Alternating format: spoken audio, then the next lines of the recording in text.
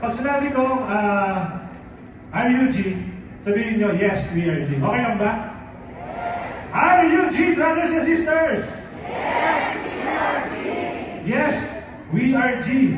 We are G for God, and we are G for the Lord. Amen? Amen.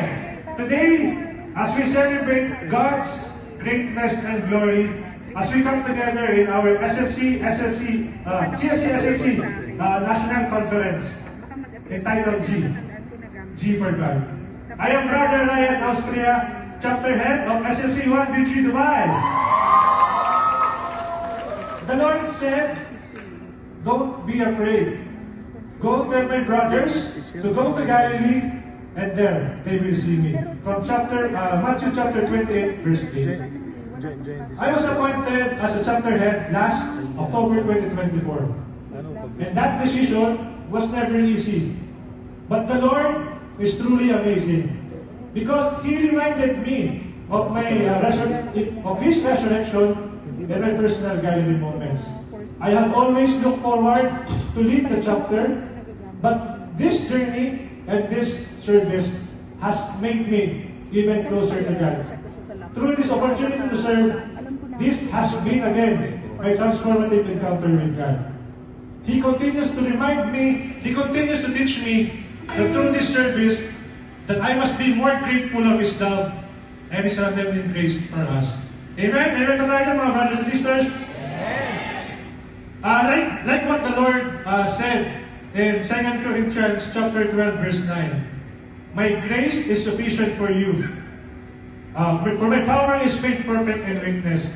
So therefore, I will boast all the more gladly about my weaknesses, so that Christ's power may rest on me. So that Christ's power may rest on me. Brothers and sisters, what are you afraid of right now? What are you afraid of right now, brothers and sisters? What are your worries? Is it about your relationship, your family, your career, and health?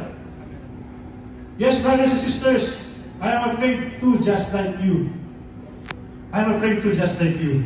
But let's remember that we are more than blessed because we have the Lord in our lives. Amen ba tayo dyan? Amen. Ayun, okay lang ba? Okay lang ba na magkwento, brothers and sisters? Okay lang ba? So there was once a story of a teacher and a student. So the teacher asked the student to complete a cut-out picture of a map in the newspaper within 2 hours. So the student did what the teacher asked him to do and finished the task within 30 minutes. So the teacher asked the student, how did you complete the task within a short period of time? The student answered, I just put into place the picture of the man at the back of the world map. I just put into place the picture of the map of the man in the back of the world map. Yeah. So what's the point of the story, brothers and sisters?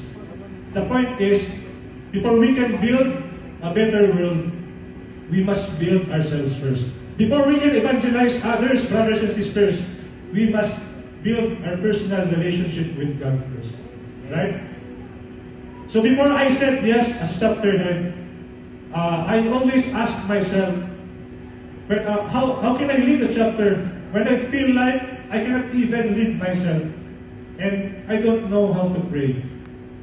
But the Lord, through this calling, He made me realize that I must not be afraid in saying yes to Him.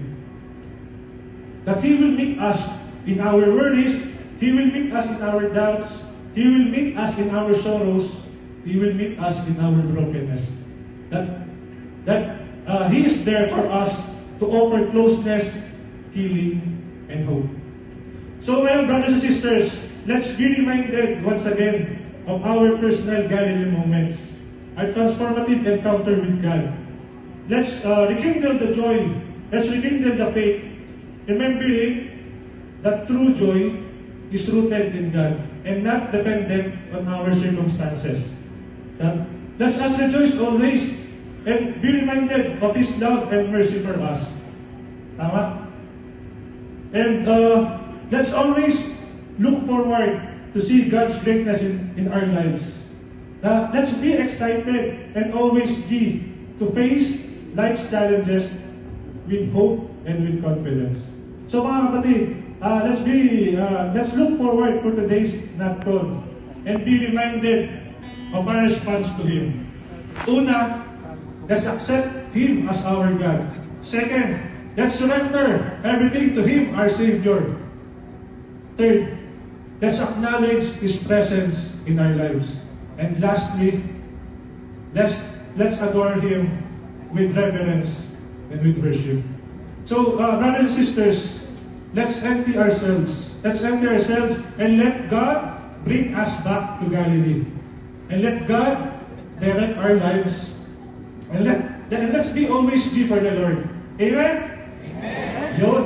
So now, brothers and sisters, are you ready to worship the Lord? Yes! Para walang energy.